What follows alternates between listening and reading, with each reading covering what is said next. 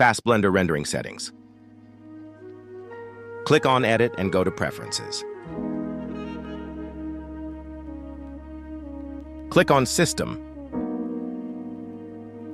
Click on the Optics tab and select your graphics card. Now close the Preferences window. Now click on the Render tab. Change the device from CPU to GPU compute. Change the max samples under the Viewport tab to a low number, like 10 to 15.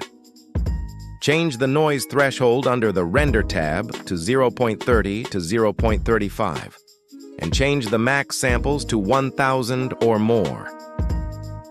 Make sure the denoise box is checked off under the Render tab.